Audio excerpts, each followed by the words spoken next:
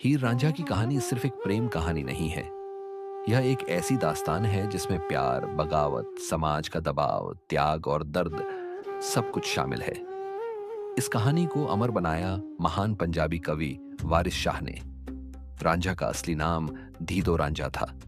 वह पंजाब के तख्त हजारा गांव का रहने वाला था। वह अपने पिता का सबसे छोटा बेटा था। नाजों से पला, सबसे अलग। जहां उसके बड़े भाई खेती बाड़ी और काम में लगे रहते थे, वहीं रांझा का मन इन सब में नहीं लगता था। उसे बस एक ही चीज पसंद थी, बांसुरी, वांसली बजाना। जब वह बांसुरी बजाता तो ऐसा लगता जैसे पूरा गांव थम गया हो। पेड़, हवा, नदी सब उसकी धुन में खो जाते।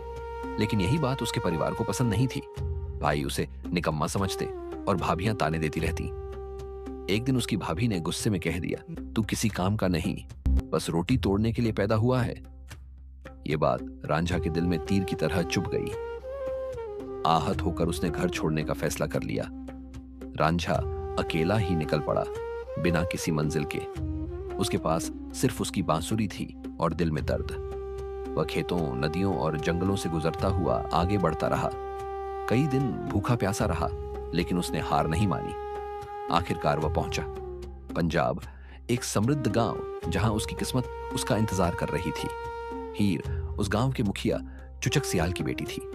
वह सिर्फ खूबसूरत ही नहीं, बल्कि बहुत समझदार और निडर भी थी। उसकी सुंदरता के चर्चे दूर दूर तक थे। कहा जाता था कि उसकी आंखों में पूरा आसमान बसता है।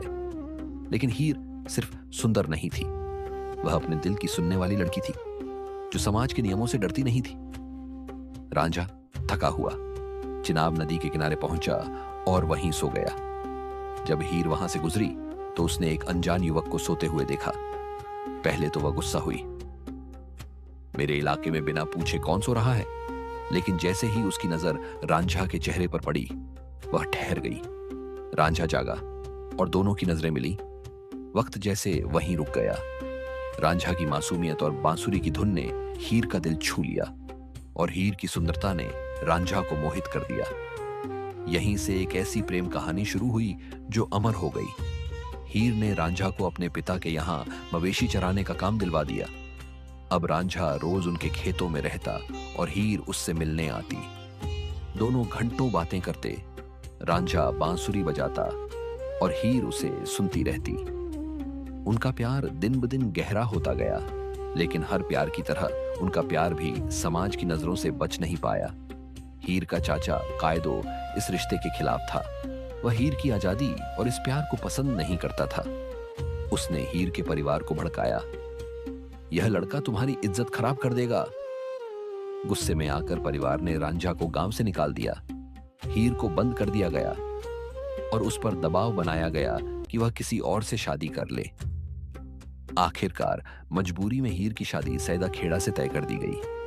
शादी के दिन हीर की आंखों में आंसू थे और दिल में सिर्फ रांझा। जब रांझा को यह खबर मिली तो उसका दिल टूट गया। उसने सब कुछ छोड़ दिया, दुनिया, मोह, माया। वह एक जोगी बन गया और गुरु बालनाथ का शिष्य बन गया। उसने कान छिदवाए, भगवा वस्त्र पहने और दुनिया से अलग हो गया। लेकिन एक चीज नहीं बदली, उसका प्यार। सालों बाद रांझा भटकते भटकते हीर के गांव पहुंचा। वह अब एक जोगी था, लेकिन हीर ने उसे पहचान लिया।